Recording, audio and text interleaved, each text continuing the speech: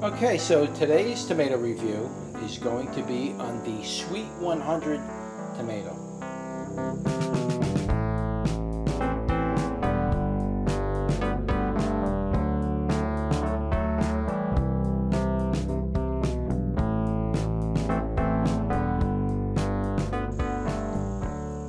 Okay, so let's take a closer look at the Sweet 100.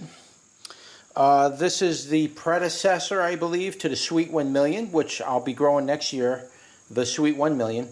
I wish I could have showed it to you on the plant, but the plant really didn't do really good this year, so I can't really give you a good plant profile on it. But it normally produces a bract and puts out about something like 10 or 15 or 16 tomatoes on one bract, and it kind of hangs down.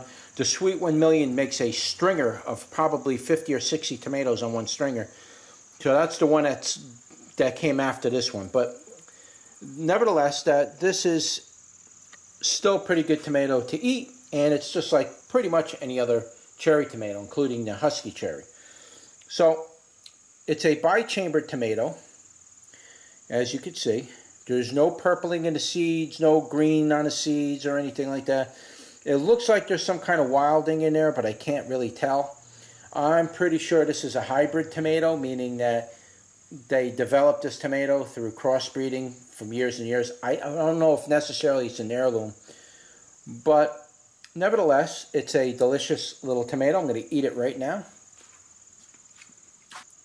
Very delicious. The sweetness and the tangy was perfect. It actually wasn't too tangy.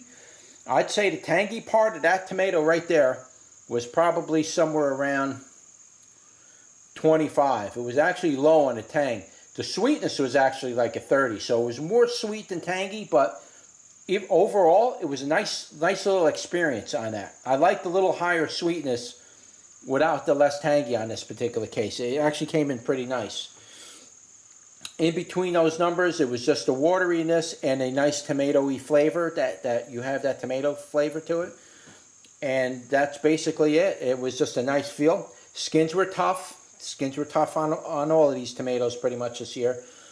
So I can't really say too much about that. Rating-wise, for this little size tomato, these general cherry-sized tomatoes, I'm going to rate this one a 3, 1 being the highest. So this would make a nice number 3. It's a very delicious tomato, very heavy producer.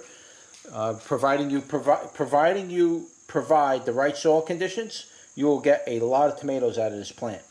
It's very similar in taste to the rhizotrope tomato. And if you've ever eaten rhizotropes, it's very similar like that. I am a huge fan of the rhizotrope tomato. I'll be reviewing that a little later on this year. But I like this tomato a lot. I'm going to definitely grow this again next year. And I'm also going to grow the Sweet 1 Million.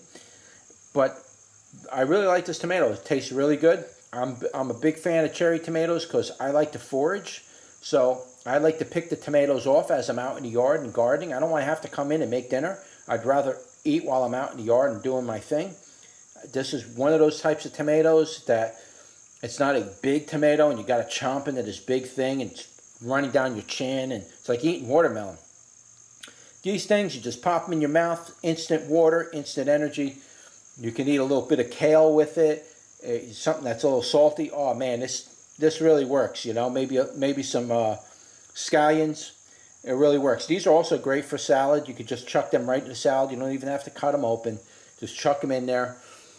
As far as making sauces, I do like to make sauce with cherry tomatoes. I'm getting ready to do a review on the Everglade tomato, and I have to pick about several thousand tomatoes.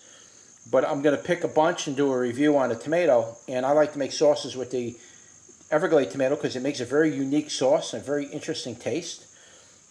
But this tomato would definitely complement that sauce, or even by itself. If you like to fry tomatoes and things, you would probably want to cut it in half and then fry it in butter. You can do that as well. But I like these little cherry tomatoes just to eat just the way they are.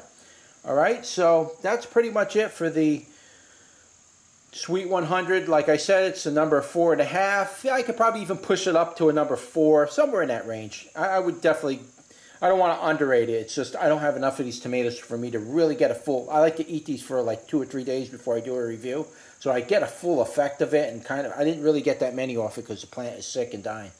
But nevertheless, at least we got an idea what it tastes like. So, yeah, I would say buy them, give them a go. You can get these seeds online pretty cheap. I'll leave links in the description below. You can check that out and give it a go. All right, so that was your review for the Sweet 100 tomato. And if you like this video, don't forget to like, share, and subscribe. And I will see you on the next one. Take care.